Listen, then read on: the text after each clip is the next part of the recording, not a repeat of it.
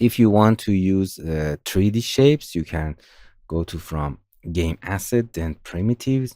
From here, we have all 3D shapes that are simple and you can insert. For example, blank, cube, coin, and other 3D shapes that you can use in your project. That's very simple. If you can see it's in an object, you can make it to the grid. It's better than this big one.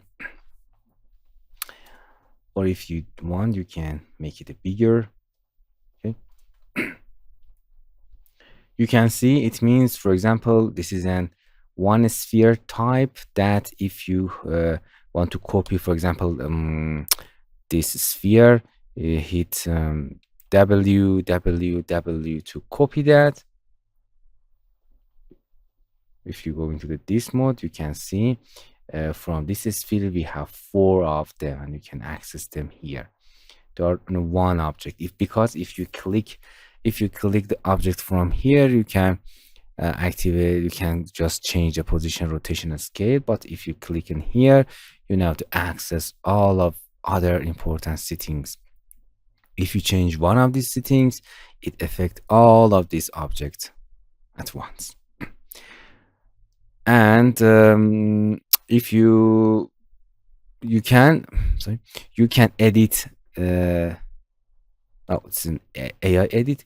If you double click on them, you're going to the node system of them. For example, this is a start. After created, it's going to the 3D model. You can assign texture, normal, map, specular. I will show you. And from here, they assign the 3D shape to them. All shape that are inserted here. And another thing is a blank, just a simple blank object. That's you can use it in a sub project. If you, for example, double click to the blank, you can see it just it's empty one. If you want to assign another mesh, another 3D, I will show you. If you type 3D, you can drag and drop 3D here and assign a 3D to that. In a 3D, from here you can assign any can edit. You can assign any mesh that you want.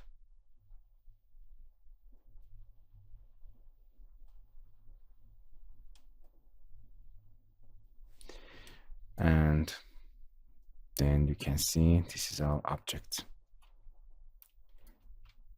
Okay. I will show you the settings are here. It's important. Collision shape, collision mesh. Okay, that's it.